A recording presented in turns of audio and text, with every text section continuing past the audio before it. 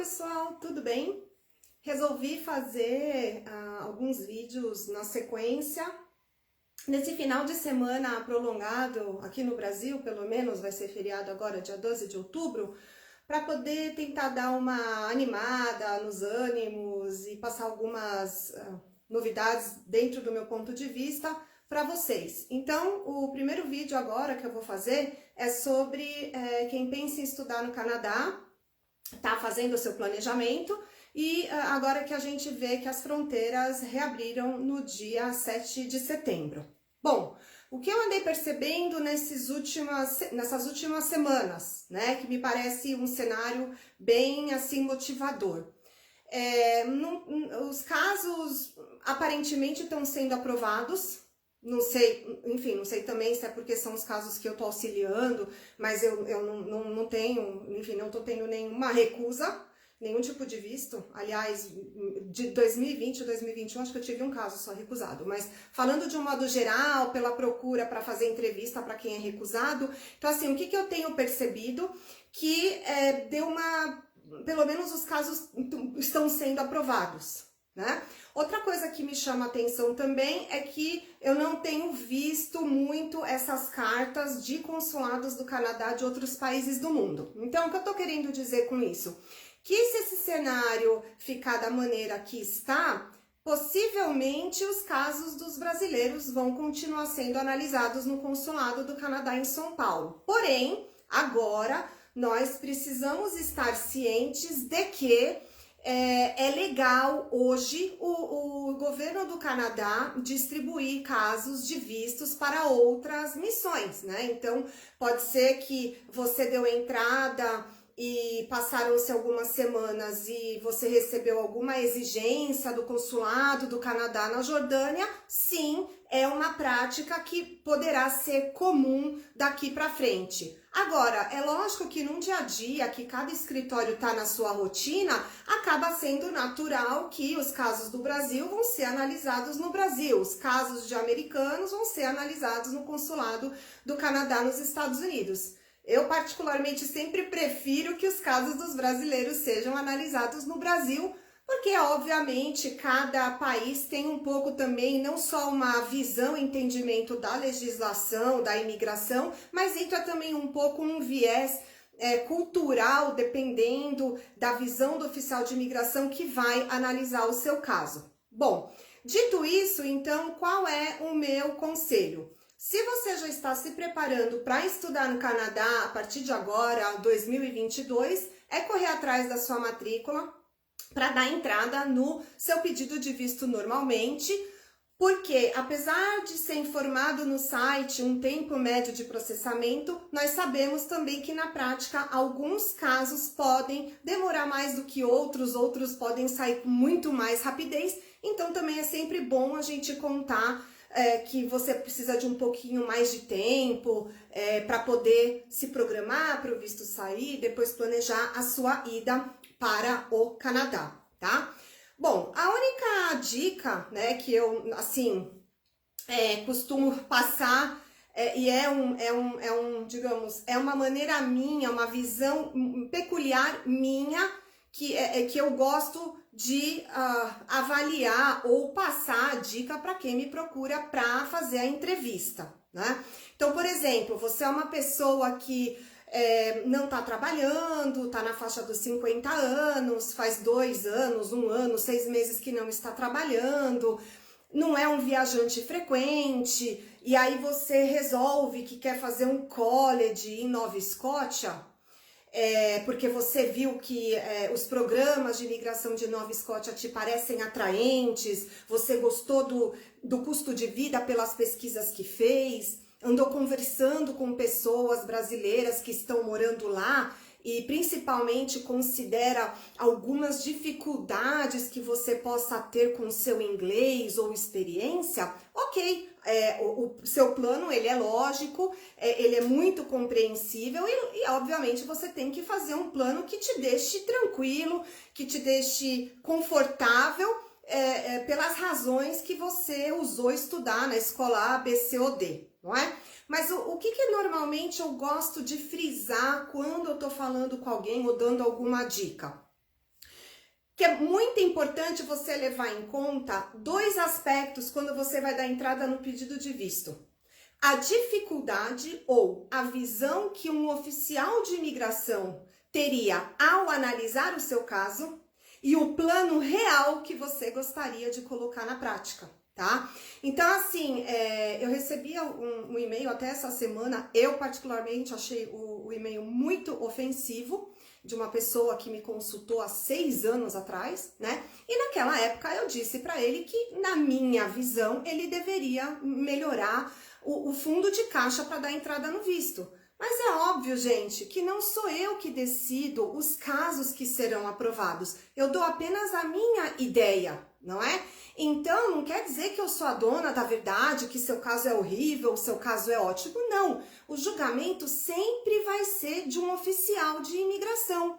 Porém, quando eu estou analisando o perfil de uma pessoa, eu prefiro ser muito realista em relação ao tipo de vida, ao perfil que ela possui no Brasil. Para quê? Para que a gente possa montar um pedido de visto que tenha uma lógica. Porque a gente não sabe como aquele canadense vai reagir ao olhar o teu pedido de visto. Se o seu visto é aprovado, dentro do Canadá o estudante pode mudar de escola, pode mudar de província, pode mudar de curso.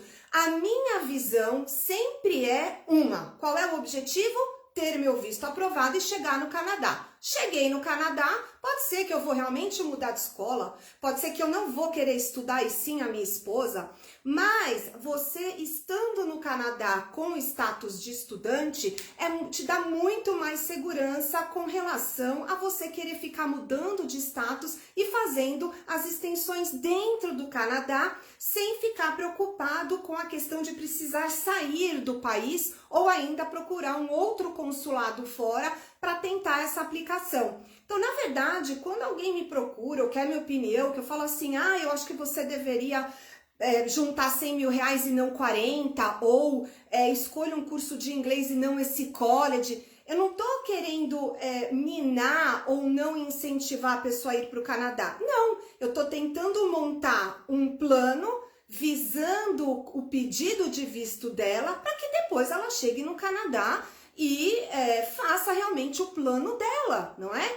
Então, eu sempre gosto, é o meu jeito de trabalhar, até porque eu trabalhei no consulado do Canadá, eu analisava os casos, então eu sempre prefiro ver vários cenários que poderiam acontecer com aquela pessoa. Por quê?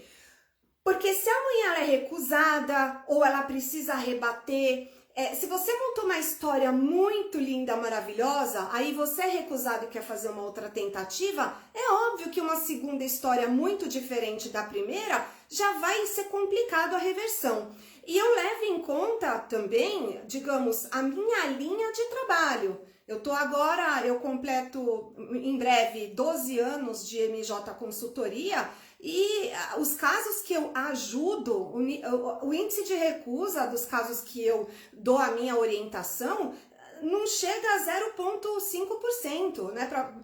Ano passado, quando começou a pandemia, eu entrevistei muita gente recusada, mas em 2020 acho que eu tive um caso recusado. E ainda assim, não era um caso que tinha sido meu previamente. Então, eu entendo que eu estou usando uma boa estratégia. Agora, se eu falo para você, tenta usar essa ideia, eu exponho para a pessoa. Por que eu acho que ela deveria mudar o plano dela? Eu falo, olha, o consulado pode avaliar sim, pode questionar isso, pode questionar aquilo. Pode ser que você falou, eu não gostei do jeito que a Maria João falou ou a ideia que ela deu. Eu vou seguir a minha cabeça. Muito bem. Se o seu visto é aprovado, é óbvio que eu vou ficar feliz. Mas eu prefiro ser mais discreta. Por quê? A faixa etária das pessoas que estão tirando visto para estudar são trabalhadores que já são qualificados. Às vezes já tem 2, 3, 4 diplomas, tem uma pós, um MBA, uma faculdade. Então, quer dizer, não é todo caso que vai ser aprovado usando uma linha de raciocínio.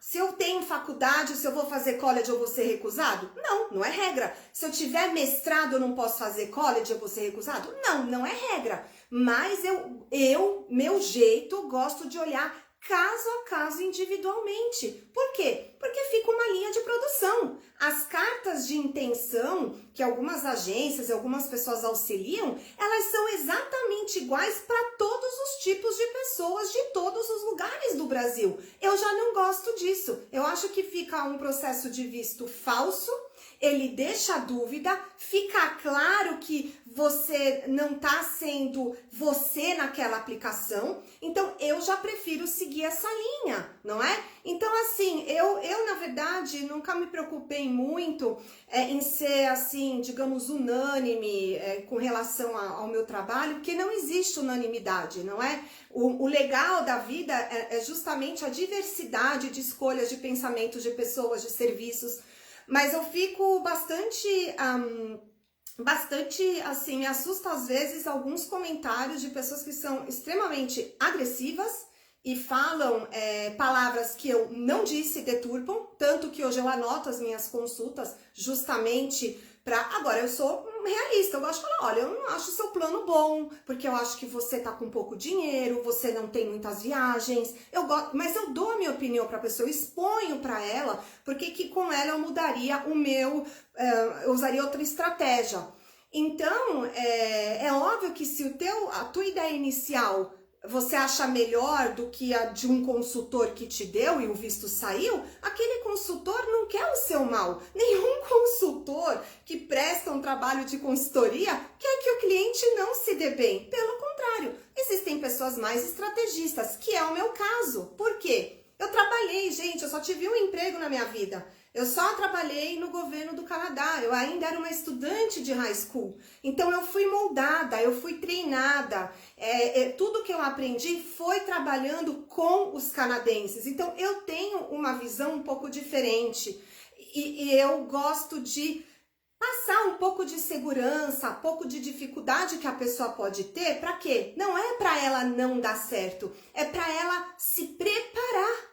Não é? Porque o investimento é muito alto, as expectativas que a pessoa joga nessa questão de querer morar no Canadá, estudar no Canadá, perder o emprego, vender a casa, levar os filhos, é um plano, ele é muito gigante, ele traz muita preocupação. Então, existem alguns aspectos que eu normalmente avalio. Pode ser que eu tô errada? Não sei. Mas eu já venho trabalhando sozinha, vai fazer agora 12 anos, então eu tenho bastante tranquilidade com relação à minha transparência. Eu não engano ninguém, o preço que eu cobro é simbólico, eu acho. Eu dou a minha opinião, não é? Não tô aqui para ser unânime, falem o que vocês quiserem, mas eu realmente me assusta um pouco, às vezes, os comentários muito ofensivos que algumas pessoas fazem na internet, não é? Então, quando você procura um advogado, um consultor, um conselheiro, é para abrir a tua cabeça,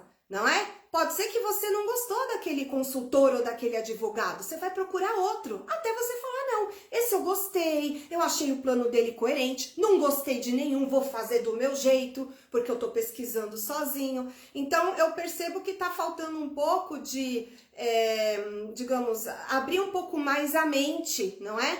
Principalmente porque eu analiso um pedido de visto como se você estivesse num julgamento. Você vai fazer um processo perante um juiz e vai depender do juiz, não é? Então, eu analiso um pedido de visto desse jeito. Você vai ser avaliado, você vai passar por um julgamento de um ser humano, de um oficial de imigração, que é um cônsul canadense. Que por mais que ele entenda ou saiba muitas coisas sobre a cultura do Brasil, ele queira levar alguns pontos específicos sobre você em consideração. Aí você fala, caramba, mas eu vi um cara ali na internet que tinha um perfil parecido com o meu, dele saiu e o meu não. Primeiro, ninguém tem uma história 100% igual, cada um tem a sua história de vida. Então, a minha maneira de trabalho é dessa forma. Eu sei que algumas pessoas talvez não devam gostar, mas eu prezo mais aquela questão da segurança, da realidade, até da otimização de custos, não é? Então, se você vai fazer um curso de inglês de curta duração e vai levar a família, para que você vai fazer um visto de turista ou de estudos para toda a família se a família já tem ETA, por exemplo. Então eu gosto de levar essas contas esses fatores em consideração. E normalmente eu explico para o cliente por que eu quero usar essa estratégia, justamente para ele pensar e falar, não, gostei, Maria João teve uma boa sacada, achei legal. E se ele fala, não, Maria João, não achei legal, eu tava pensando em fazer assim, assim, assim, aí eu explico para ele, olha, então é a minha maneira de trabalho.